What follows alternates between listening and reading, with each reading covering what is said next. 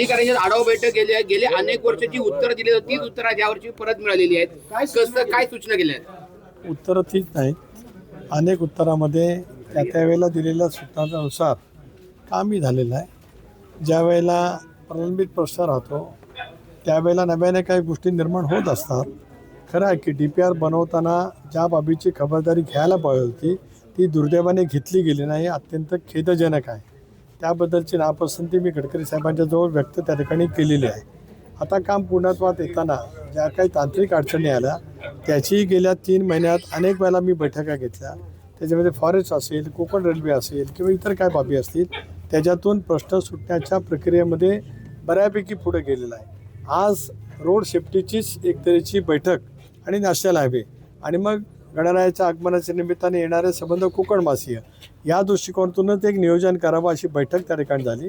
म्हणून आज रोड सेफ्टीचे सगळे अधिकारी परिवहन विभागाचे असतील, पोलीस दलाचे असतील, नॅशनल हायवेचे असतील, ज्या ज्या ठिकाणी वाहतुकीची कोंडी होऊ शकते किंवा अपघाताचा नवीन स्पॉट तयार होऊ शकतो तिथे आता ते संयुक्त भेट द्यायला आता गेलेत. त्यांना त्याच पद्धतीच्या सुद्धा दिल्यात की जेणेकरून गणरायाच्या आगमनाच्या पूर्वी कोकणवासी जात असताना त्याच्यामध्ये बऱ्यापैकी दुरुस्ती त्या ठिकाणी व्हावी. वडखळ असेल, नागोठणे असेल किंवा लोणेर असेल, तिन्ही ठिकाणी रस्ता निकृष्ट दर्जाचा किंवा धोकादायक बनलेला आहे. यासंबंधी काय कारवाई होणार आहे का? नाही, त्यांना मी गडकरी साहेबांसुद्धा निवेदन दिलं. आता वडखळच्या तिथे जो रस्ता झाला आहे तो फ्लायओव्हरचा नाही. आपण जो सांगताय तो खाली उतरून आपण टर्न घेऊन अलिबागला जो जातो त्या रस्त्याच्या वतीमध्ये आपण बोलताय. तो रस्ता राष्ट्रीय महामार्गाच्या ताब्यात नाही तर तो सार्वजनिक बांधकाम खात्याच्या ताब्यात आहे असं त्यांचं म्हणणं आहे. एकदा या विषयावरती सुद्धा माझं अधिवेशन संपलं का दोन्ही विभागाचे अधिकारी जे परस्परांच्या वरती ढकलण्याचा प्रयत्न करतात, जे एकमेकाची जबाबदारी आज झटकत आहेत त्या संदर्भातला निर्णय 15 ऑगस्टपूर्वी करण्याचा माझ्या दृष्टीने प्रयत्न राहील. एक नागोठण्याच्या वतीमध्ये सुद्धा तीव्र संतप्त भावना मी त्यांच्याजवळ व्यक्त केल्या. नागोठण्याचं पुलाचं काम निकृष्ट दर्जाचं झालं, त्याची चौकशी सुरू झाली. त्याची पाहणी करायला दिल्लीपासूनचे या क्षेत्रातले जे तज्ज्ञ आहेत त्या टीम त्या ठिकाणी येत आहेत. परंतु तो पूल आता वाहतुकीला महिना दीड महिना खुला होऊ शकत नाही. तोपर्यंत त्याच्या बाजूचे असलेले बायपास जे आहे सर्व्हिस रोड त्याची दुरुस्ती ताबडतोब सुरू करण्याचे आज ठरवलेलं आहे. त्यांनी मला कबूल केले की कुठल्याही परिस्थितीमध्ये 25 ऑगस्टपर्यंत त्याची दुरुस्ती त्या ठिकाणी केली जाईल. सर, मुंबई गोवा महामार्गालगतच्या अनेक गावांतील नागरिकांच्या समस्या अशा आहेत की सर्व्हिस रोडच्या संदर्भात तक्रारी वाढत आहेत. नव्याने सर्व्हिस रोडच्या वतीमध्ये DPR तयार करायला सूचित करण्यात आलेलं आहे.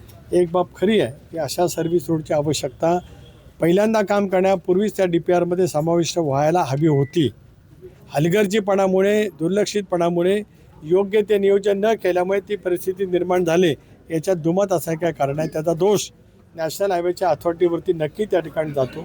पण आता तो दुरुस्त करत असेल तर त्याच्यातलं नवीन DPR होईल आणि त्या DPRला मान्यता गडकरी साहेबांच्याकडनं लगेच घेऊन अशा पद्धतीची सर्व्हिस रोडची आवश्यकता ज्या ठिकाणी आहे त्या ठिकाणचं काम पूर्ण केलं जाईल. साहेब, तुम्ही दिल्लीमध्ये गडकरी साहेबांची भेट घेतली, काय काय नेमक्या मागण्या त्या ठिकाणी केल्यात आणि कोणकोणत्या मागण्या त्यांनी मान्य केल्या? 2 गोष्टी पहिल्यांदा सांगितलं होतं की आपला ताम्हाणी घाट जो बंद होता त्याचं काम शीघ्रगतीने करण्याच्या सूचना दिल्या गेल्या. त्या पद्धतीने युद्धपातळीवरती ताम्हाणी घाटाच्या दुरुस्तीचं काम झालं आणि आता ताम्हाणी घाट वाहतुकीला सुरू झाला, एक भाग. दुसरा, त्याच ठिकाणी 10 किलोमीटर लांबीचा टनेल होऊ शकतो. त्यांना मी तसा प्रस्तावही दाखवला. गडकरी साहेबांनी तात्काळ सूचना दिला की त्याचा DPR बनवून पाठवावा.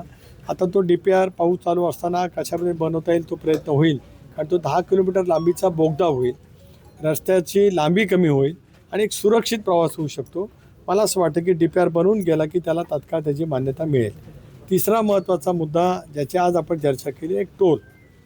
टोलच्या संदर्भामध्ये त्यांनी स्पष्टपणाचं सांगितलं की सुकईच्या तिथला टोल आहे ते काय सुरू होणार नाही. पण मी त्यांच्या हेही निदर्शन आणून दिलं की खारपाड्याच्या तिथला जो टोल सुरू झाला आहे खारपाड्यापासून पोलिटीपर्यंतच्या हद्दीमध्ये सुद्धा आज रस्ता वाहतुकीला योग्य नाही आहे. खरं तर 95% काम सुरू पूर्ण झाल्यावर टोल सुरू करता येतो असं नॅशनल हायवेच्या पद्धतीमध्ये आहे. पण तेवढं काम सुरू नसल्यामुळे त्याही टोलच्या बाबतीमध्ये पुनर्विचार करावा. दुसरा महत्त्वाचा मुद्दा मांडला की 60 किलोमीटरमध्ये टोल असावेत. इथे 42 किलोमीटरच्या अंतरामध्ये टोल बसवला गेला आहे. ज्या अधिकाऱ्याने आता सांगितलं त्यांनी दुटप्पी भूमिका मांडली. कारण पहिला टप्पा पळसपा ते इंदापूर होता. त्यांनी सोयीसाठी 2 टप्पे केले, पळसपा ते कासू आणि कासू ते इंदापूर. हे सुद्धा आमच्यावरती लादलं गेलेलं आहे.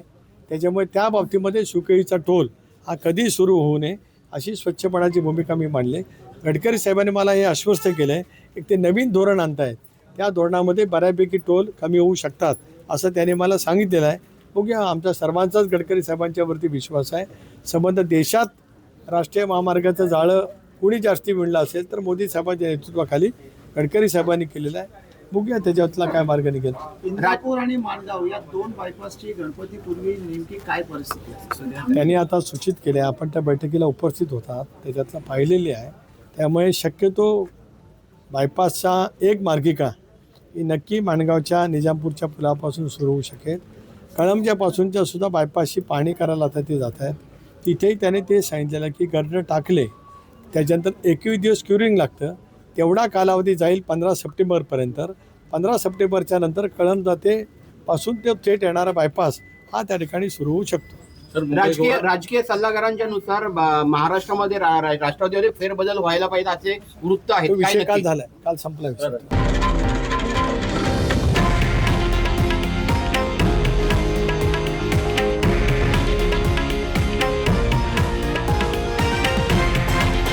हे आहे देशातील नंबर 1 न्यूज नेटवर्क आणि आपण पाहत आहात TV9 मराठी, एकमेव.